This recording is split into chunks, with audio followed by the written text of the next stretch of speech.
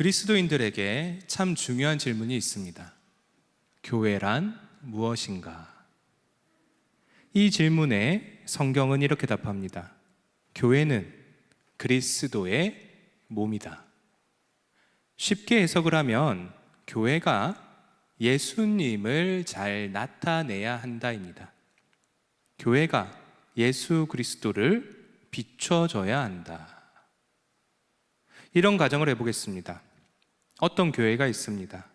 그런데 그 교회를 보면 아무리 봐도 예수님이 떠오르지 않습니다. 아무리 봐도 그리스도의 몸이 아닌 것 같습니다. 그러면 그 교회가 교회라고 불릴 수 있을까? 여기서 교회론의 핵심이 나옵니다.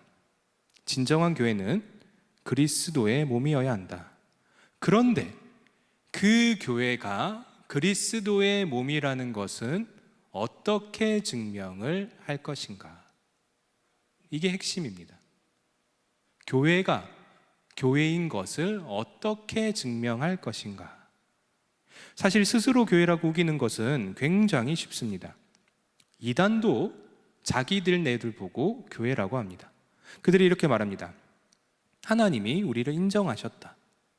우리 교회에는 하나님이 함께 하신다. 그러니까 우리도 교회다. 그러면 여러분, 그 이단이 교회가 됩니까? 그렇지는 않을 겁니다. 그리고 이런 경우도 있습니다. 하나님을 믿는 두 사람이 있습니다.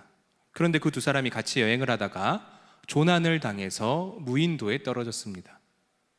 그래서 그 두 사람이 주일이 오자 십자가 하나를 꽂아놓고 둘이서 같이 예배를 드립니다.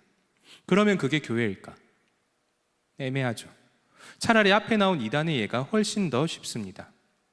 그런데 방금 들어드린 예는 굉장히 난감합니다. 이 두 사람을 뭐라고 불러야 할까?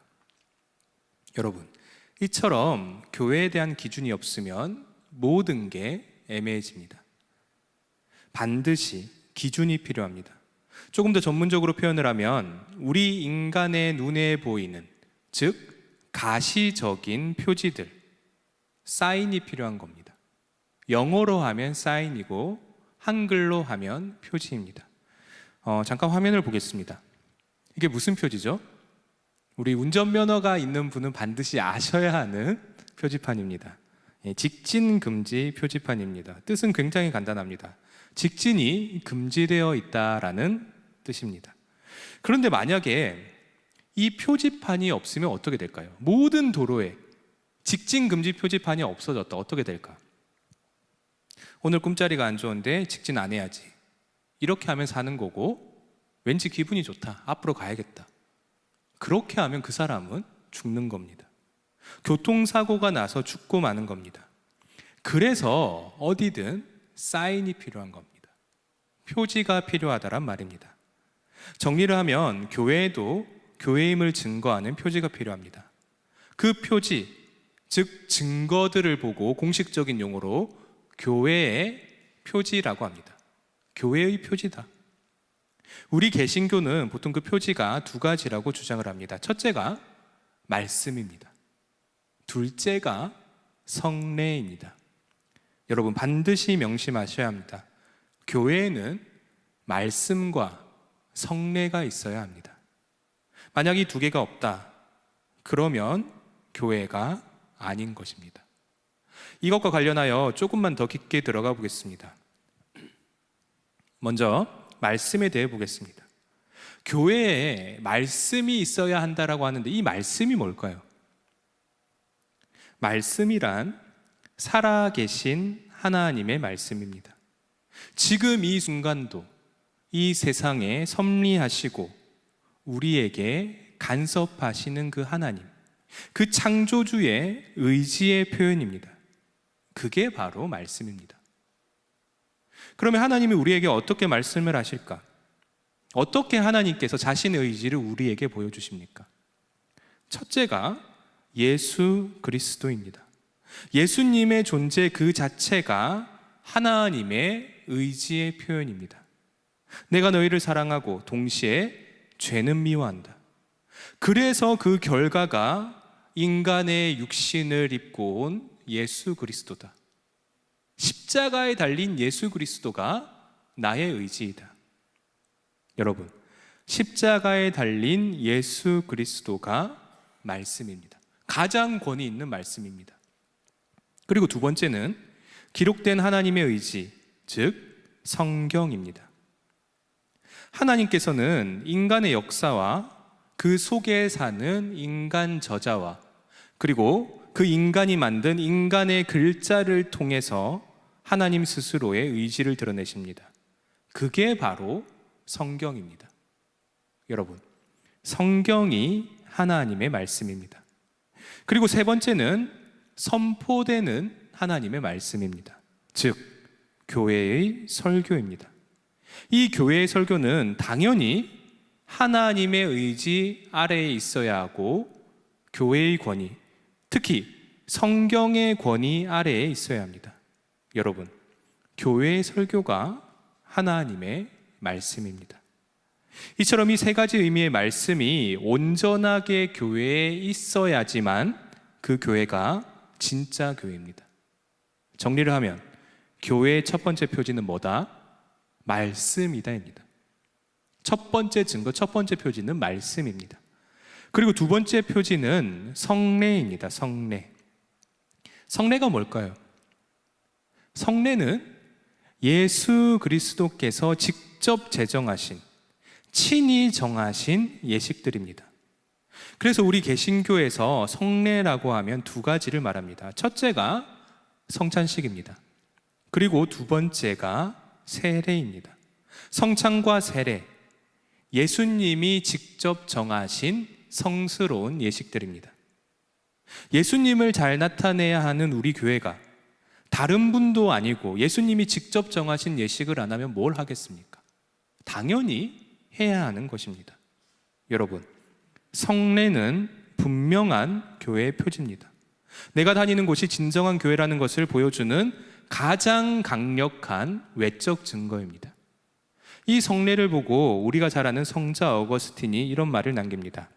성례는 비가시적 은혜에 대한 가시적 표지들이다. 비가시적 은혜에 대한 가시적 표지들이다. 그게 바로 성례입니다.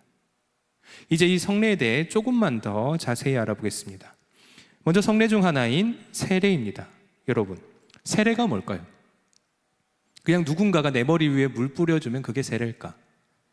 우리 마태복음의 말씀을 보겠습니다. 마태복음 28장입니다. 제가 한번 천천히 읽어보겠습니다. 예수께서 나와 말씀하여 이르시되 하늘과 땅의 모든 권세를 내게 주셨으니 그러므로 너희는 가서 모든 민족을 제자로 삼아 아버지와 아들과 성령의 이름으로 세례를 베풀고 내가 너희에게 분부한 모든 것을 가르쳐 지키게 하라. 볼지어다 내가 세상 끝날까지 너희와 항상 함께 있으리라. 아멘. 방금 읽은 마태복음을 보시면 세례가 어떤 것 같습니까? 세례가 어떻냐 하면 마치 아주 큰 일을 하기 직전에 하는 맹세처럼 보입니다. 여러분, 세례란 그리스도 예수 안에서 사는 삶, 그 삶으로 들어가는 입구입니다. 입회 절차라고 보시면 됩니다. 좀 더 쉽게 말해서 예수의 제자라는 멤버십에 가입하기 위한 첫 번째 단계입니다. 이처럼 세례라는 것은 내가 그리스도 예수 안에서 살겠다는 다짐입니다. 그럼 이 다짐이 어떤 다짐일까? 한번 성경에 나와 있는 예수님의 말씀으로 보겠습니다. 마가복음 10장의 말씀입니다. 10장에 이렇게 나옵니다. 제가 읽어보겠습니다. 이르시되 너희에게 무엇을 하여 주기를 원하느냐? 여짜오되 주의 영광 중에서 우리를 하나는 주의 우편에 하나는 좌편에 앉게 하여 주옵소서. 쉽게 말하면 예수님과 같이 살겠다라는 겁니다.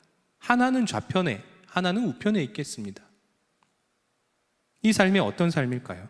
예수님이 말씀하십니다. 예수께서 이르시되 너희는 너희가 구하는 것을 알지 못하는도다.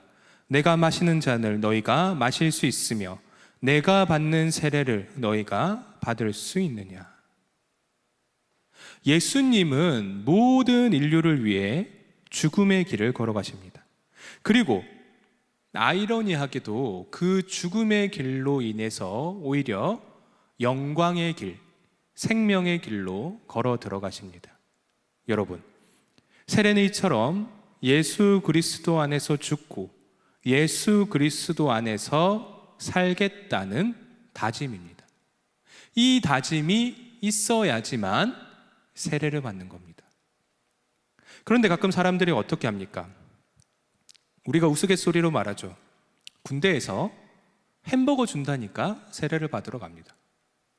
그리고 절에서는 초코파이 3개를 주고, 그리고 교회에서는 4개를 준다니까 가서 세례를 받습니다. 참 안타까운 현실입니다. 여러분, 사실 진짜 세례는 우리의 힘으로는 불가능합니다. 우리가 어떻게 예수님처럼 살겠다라고 자처합니까? 자처를 해봤자 살지를 못합니다. 말이 안 되는 것입니다. 하지만 성령 하나님께서 우리에게 오시면 내가 은혜를 받습니다. 그리고 그분의 능력으로 고백을 할 수 있게 됩니다. 주님, 제가 정말 부족하지만 주님의 제자로, 주님의 종으로 살겠습니다. 이게 바로 진짜 세례입니다.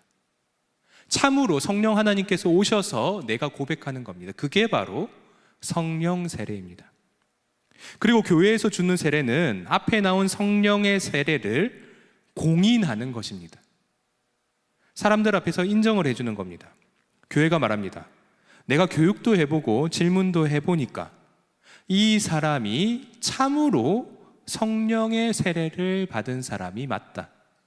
그러니 예수님의 제자들의 모임인 이 교회의 공식 멤버로 받아들이겠다. 이게 바로 교회에서 주는 물세례입니다. 그런데 아무것도 모르고 교회에서 세례를 받으라고 하니까 세례를 받습니다. 그 세례가 의미가 있을까?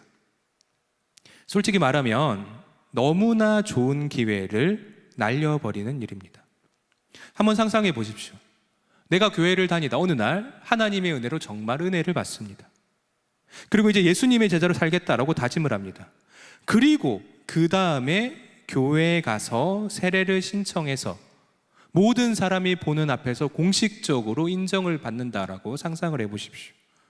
얼마나 은혜롭겠습니까? 받는 사람도 감격이고 보는 사람도 은혜인 것입니다. 여러분, 나중에 자녀를 낳으시면 절대로 억지로 받게 하지 마십시오. 그 자녀가 참으로 성령을 받고 자신이 예수님의 제자라는 것을 고백을 하면 그때 세례를 받게 하시길 바랍니다. 여러분, 세례는 교회의 가시적인 표지입니다. 그리고 둘째는 성찬식입니다. 성만찬이라고도 불립니다. 우리 그림을 보겠습니다. 굉장히 유명한 그림이죠. 최후의 만찬이라는 그림입니다. 이 성만찬은 초기의 교회부터 있어온 가장 전통적인 예식입니다. 사도 바울도 성경에서 이렇게 말합니다. 고린도전서 11장입니다. 오늘 본문 말씀입니다. 내가 너희에게 전한 것은 주께 받은 것이니. 바울이 만든 게 아닙니다. 주께 받은 겁니다. 주께 받은 것이니 곧 주 예수께서 잡히시던 밤에 떡을 가지사 축사하시고 떼어 이르시되 이것은 너희를 위하는 내 몸이니 이것을 행하여 나를 기념하라 하시고 식후에 또한 그와 같이 잔을 가지시고 이르시되 이 잔은 내 피로 세운 새 언약이니 이것을 행하여 마실 때마다 나를 기념하라 하셨으니 너희가 이 떡을 먹으며 이 잔을 마실 때마다 주의 죽으심을 그가 오실 때까지 전하는 것이니라. 아멘.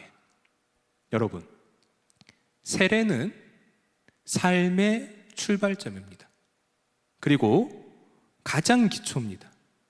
세례가 이처럼 교인의 토대라면 성만찬은 우리의 삶을 지탱하는 버팀목입니다. 한 번 더 본문을 보십시오. 25절 후반입니다. 나를 기념하라 하셨으니 너희가 이 떡을 먹으며 이 잔을 마실 때마다 주의 죽으심을 언제까지 기억하라?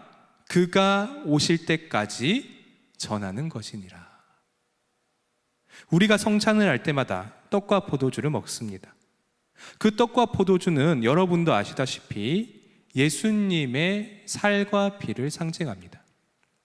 그래서 그걸 먹으면서 주님을 떠올리는 것입니다. 그래, 내가 주님처럼 살겠다라고 세례를 받으면서 각오를 했었지.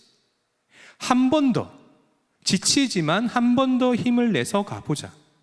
주님께서 다시 오실 그날까지 복음을 전파하자. 이렇게 각오를 하는 것입니다. 그리고 이 재충전을 혼자만 하는 게 아니라 우리 모든 세례받은 교인들이 함께 하는 것입니다.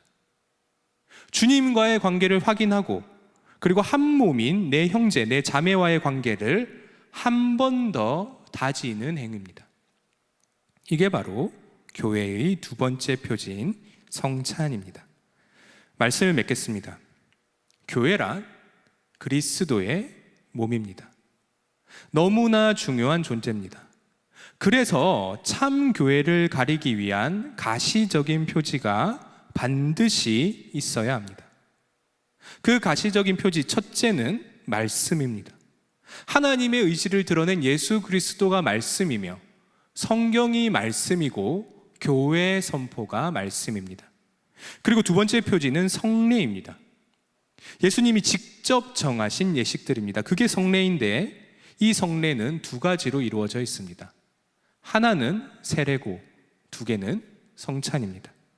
먼저 세례는 내가 주님처럼 살겠다라는 첫 다짐입니다. 출발점입니다. 그리고 성찬은 그 다짐을 지속 가능하게 해주는 버팀목입니다. 내가 힘들 때마다 주의 피와 살을 상징하는 장과 떡을 나누면서 한 번 더 힘을 내는 것입니다. 오늘 있을 성찬에서 다시 한 번 더 첫 마음가짐을 떠올리며 예수를 위해 살겠다라고 다짐을 하는 귀한 시간이 되길 진심으로 바랍니다. 기도하겠습니다. 사랑의 하나님, 오늘 저희가 참 교회가 무엇인지 나누어 보았습니다. 하나님, 이제 곧 저희가 주를 생각하며 성찬을 하려 합니다.